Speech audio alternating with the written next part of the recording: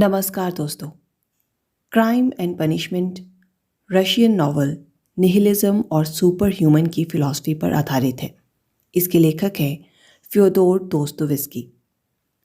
Nihilism के अनुसार जीवन का कोई मतलब नहीं है, हम जो भी काम करते हैं उसका कोई अर्थ नहीं है। और सुपर ह्यूमन का मतलब है कि समाज में कुछ लोग दूसरों से ज़्यादा सुपीरियर है, उन्हें ही सुपर ह्यूमन कहा गया है। वहीं दूसरी ओर कुछ लोग सिर्फ बोझ हैं, वे कुछ भी प्रोडक्टिव नहीं करते, सिर्फ समाज की मुश्किलें बढ़ाते हैं। तो आइए सुनते हैं क्राइम एंड पनिशमेंट की समरी। रस्कोलनिकोव एक रशियन युवक था जो सेंट पीटर्सबर्ग में रहता था। उसने एक पुरानी बिल्डिंग में एक अपार्टमेंट किराए पर ले रखा था। वैसे तो वह बेहद इंटेलिजेंट, हैंडसम और स्वाभिमानी था, लेकिन इस वक्त उसके पास कोई पैसा नहीं बचा था। साथ ही वे बीमार सा दिखने लगा था। उसके कपड़े भी पुराने हो चुके थे। उस समय रशिया में निहिलिज्म और सुपर ह्यूमन की फिलॉसफी बहुत प्रचलित हो रही थी। बहुत से युवक अपने पेरेंट्स के घरों से अलग रह रहे थे। एक दिन रस्कोलनिकोव सुपर ह्यूमन के कॉन्सेप्ट के बारे में सोचता है। वे देखता है कि कुछ लोग समाज पर केवल बोझ हैं, वे दूसरों को तरह तरह से तंग करते हैं।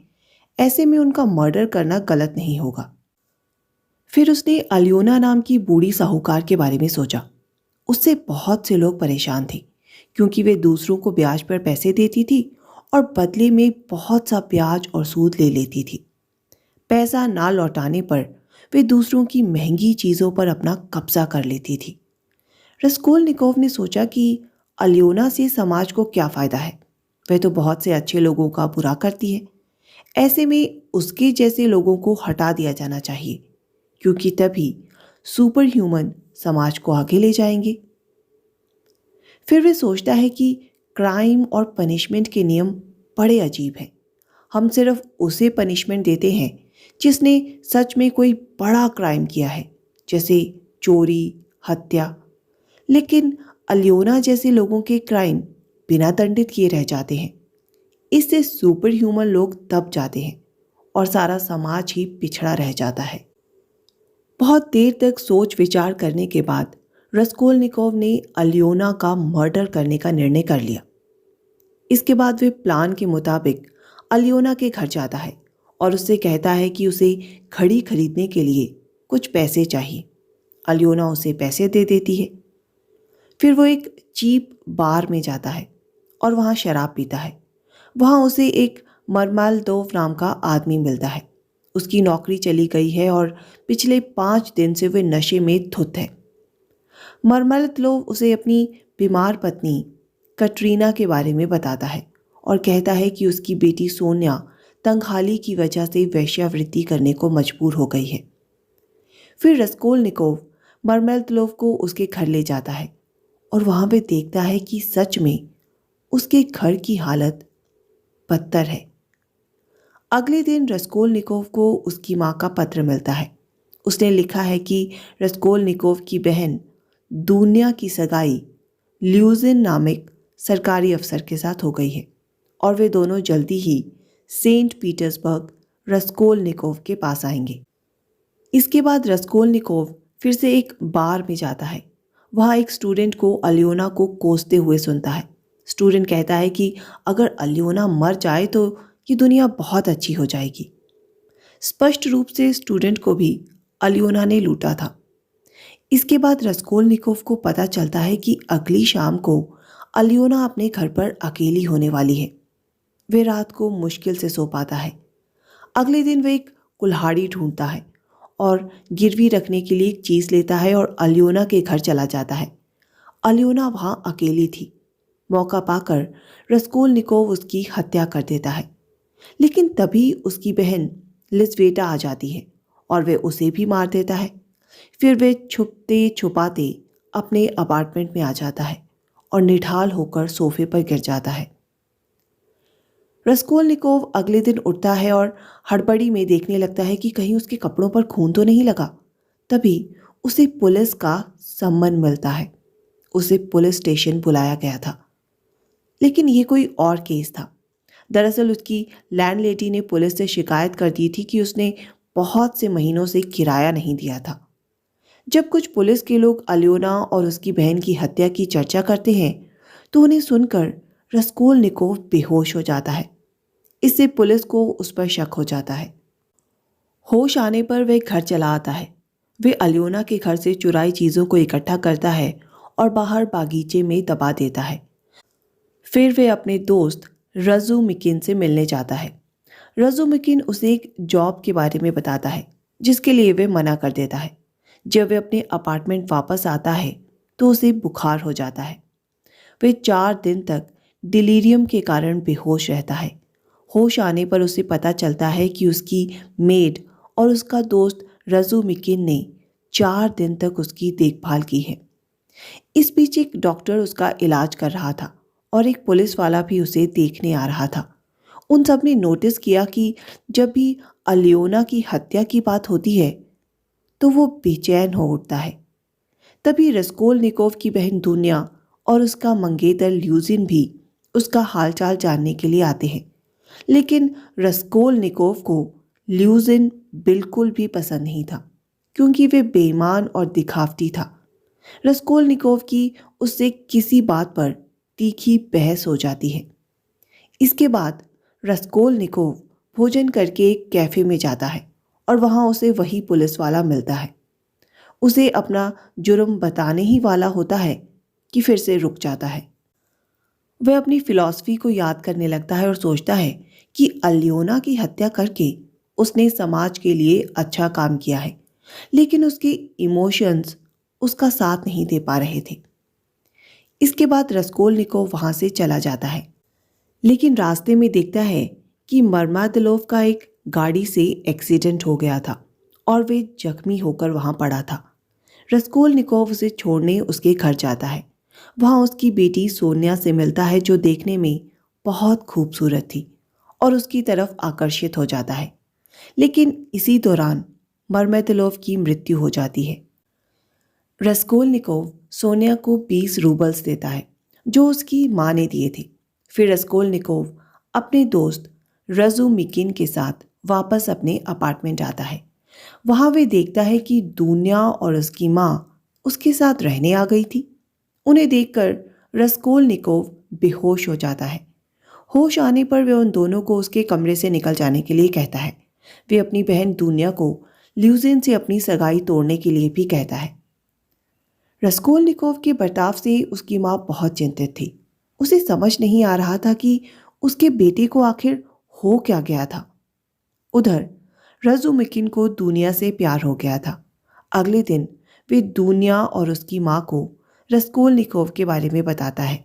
वे कहता है कि रस्कोलनिकोव दिल से बहुत अच्छा है, लेकिन समाज के लोगों के बुरे व्यवहार और शोषण वाली प्रवृत्ति से बुरी तरह आहत है।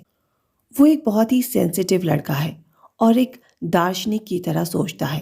वह समाज को ठीक करना चाहता है, इसलिए उसकी फिलॉसफिकल बातें किसी की समझ नहीं आती हैं।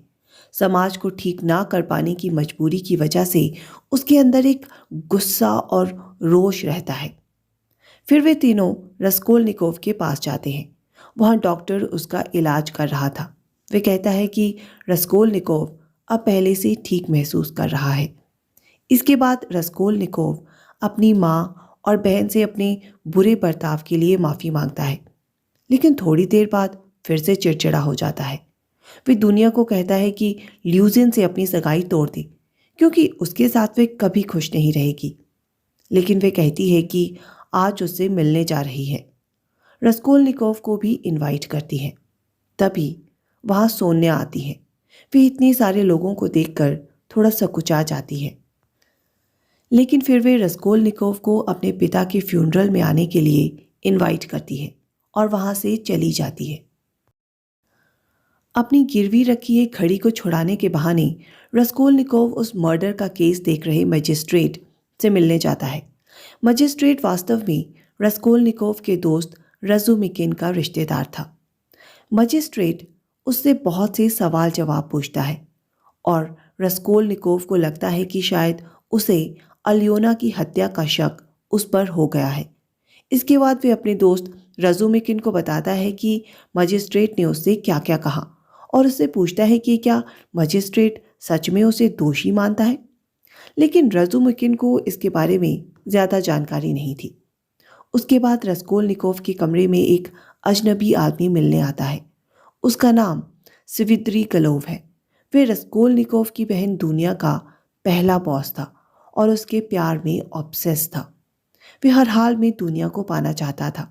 रस्कोलनिकोव से कहता है कि वे दुनिया को बहुत सा पैसा देना चाहता है क्योंकि उसकी मृत पत्नी ने दुनिया के लिए बहुत सा पैसा छोड़ा है और कल उसकी पत्नी के भूत ने कहा है कि दुनिया को उसका पैसा दे दे। रस्कोलनिकोव को वे पागल लगता है और उसके पैसों का ऑफर ठुकरा देता है। इसके बाद रस्कोलनिकोव अपने दोस्त रज़ुमिकिन के साथ दुनिया और अपनी माँ से मिलने रेस्टोरेंट जाता है। ल्यूजिन भी वहां पर आया था। रस्कोलनिकोव उसे देखकर चढ़ जाता है। रज़ुमिकिन अकेले में रस्कोलनिकोव को बताता है कि सच में पुलिस को हत्या का शक उसी पर है। फिर रस्कोलनिकोव सबको सवित्रिगलोव के ऑफर के बारे में बताता है कि वे दुनिया को बहुत सा पैसा देना चाहता है, जो सबको अजीब लगता है। उन्हें समझ नहीं आता कि सवित्रिगलोव ऐसा क्यों करना चाहता है। इसी बीच ल्यूजिन की रस्कोलनिकोव से बहस हो जाती है। ल्यूजिन गुस्से में बेकाबू हो जाता है और ऐसी बातें बोल देता है कि जिससे दुनिया और उसकी माँ को गुस्सा आ जाता है। तभी दुनिया उसके साथ अपनी सगाई तोड़ देती है। ल्यूजिन बेइज्जत होकर वहां से चला जाता है और उसके जाने से सब खुश हो जाते हैं। तभी रज़ुमिकिन कहता है कि उन सबको मिलकर पब्लिशिंग का बिजनेस स्टार्ट करना चाहिए। वे अपना प्लान डिस्कस करने लगता है। एकाएक रस्कोलनिकोव कहता है कि आज के बाद वे उनमें से किसी को नहीं देखना चाहता। उसकी ऐसी बातों से सब हैरान हो जाते हैं। तभी रस्कोलनिकोव उठकर नीचे चला जाता है। रज़ुमिकिन भी उसके पीछे जाता है। जब दोनों एक दूसरे को देखते हैं तो बिना दोनों को एक भी शब्द बोले रज़ुमिकिन समझ जाता है कि रस्कोलनिकोव ने ही अलियोना की हत्या की थी।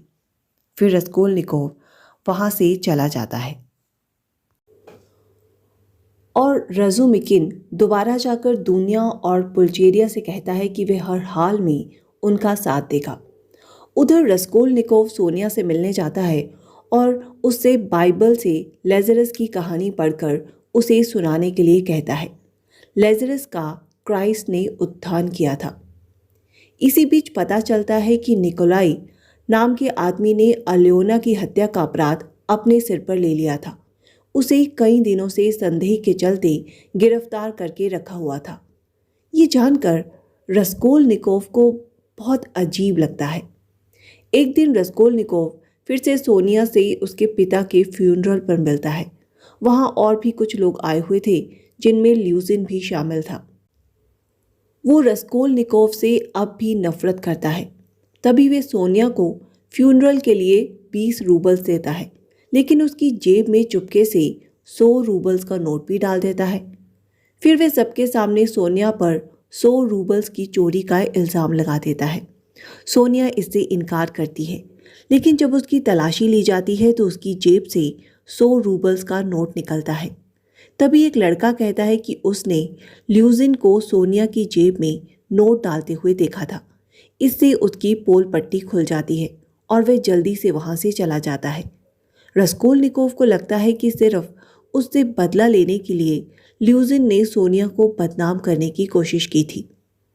डिनर के बाद रस्कोलनिकोव सोनिया के कमरे में जाता है और उसके सामने स्वीकार कर लेता है कि उसी ने अलियोना की हत्या की है। इसके बाद वे अपनी फिलॉसफी से जुड़ी बातें सोनिया को बताता है। वे कहता है कि समाज के कुछ लोग दूसरों को बहुत दुख पहुंचाते हैं और ऐसे लोगों का समाज में रहने का कोई हक नहीं होना चाहिए। वे ये भी कहता है कि वे अपने मोटिव्स को लेकर कंफ्यूज भी है, क्योंकि जब निहिलिज्म के अकॉर्डिंग जिंदगी कुछ है ही नहीं तो ये मर्डर भी कुछ नहीं है। इस तरह दोनों काफ़ी देर तक बातें करते हैं।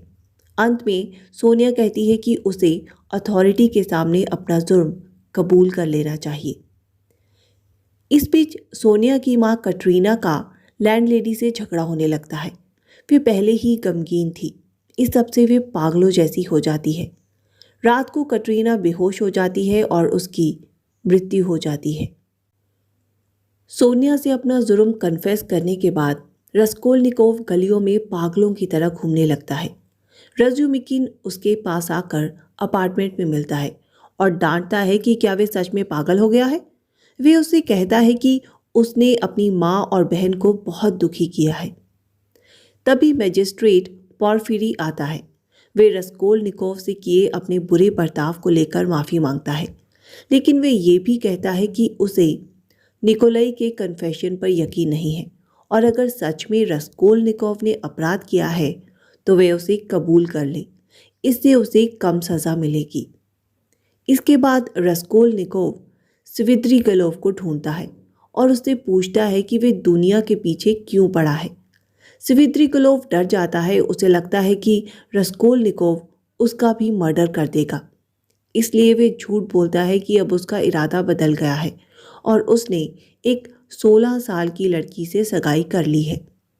लेकिन इसके बाद दुनिया को अपने रूम पर किसी काम के बहाने से बुलाता है और उसका रेप करने की कोशिश करता है। लेकिन दुनिया उस पर उसी की पिस्तौल से गोलियां चला देती है, लेकिन उसे एक भी गोली नहीं लगती। लेकिन जब वे देखता है कि दुनिया उससे कितनी ज़्यादा नफरत करती है तो वह उसे पाने का इरादा सच में छोड़ देता है। इसके बाद दुनिया वहाँ से चली जाती है। स्विद्रिगलोव सोने की कोशिश करता है, लेकिन सुबह के वक्त वे खुद को गोली मार लेता है। रस्कोल्निकोव अपनी माँ से मिलने जाता है और उसे बताता है कि वे उसे हमेशा प्यार करता रहेगा। फिर वे अपने अपार्टमेंट में आ जाता है। वहाँ वे दुनिया को बताता है कि वे अपना जुर्म कबूल करने जा रहा है। इसके बाद वे सोनिया से मिलने जाता है। वे उसे पहनने के लिए एक क्रॉस देती है। वे सोनिया के साथ पुलिस स्टेशन पहुंचता है। वहाँ वे फिर से हेजिटेट हो जाता है, लेकिन सोनिया को देखकर आखिर एक पुलिस अफसर के सामने अपना जुर्म कबूल कर लेता है। रस्कोल्निकोव को साइबेरिया में 8 साल जेल की सज़ा सुनाई जाती है। रस्कोल्निकोव की माँ इस सदमे की वजह से जल्दी ही चल बसती है। इसके कुछ समय बाद दुनिया और रज़ुमिकिन की शादी हो जाती है। रस्कोल्निकोव को जेल हो जाने के बाद सोनिया भी साइबेरिया चली जाती है। वे जेल के पास ही किराए पर एक घर ले लेती है और अक्सर रस्कोल्निकोव से मिलने जाती है। निहिलिज्म की वजह से रस्कोल्निकोव ने खुद को मानवता और इमोशन से दूर कर रखा था, लेकिन धीरे धीरे उसे लगता है कि निहिलिज्म भी अपने नाम की तरह कुछ नहीं है। समय के साथ उसे एहसास होता है कि वे सोनिया से सच में प्यार करता था और एक दिन उसके सामने अपने अपराध के लिए पश्चाताप व्यक्त करता है। तो दोस्तों, ये थी विश्वविख्यात नॉवेल की समरी। उम्मीद है आपको अच्छी लगी होगी। इसकी फिलॉसफी से प्रेरित होकर एल्फ्रेड हिचकॉक ने रोप नाम की फिल्म भी बनाई थी। कहानी सुनने के लिए आपका बहुत बहुत धन्यवाद।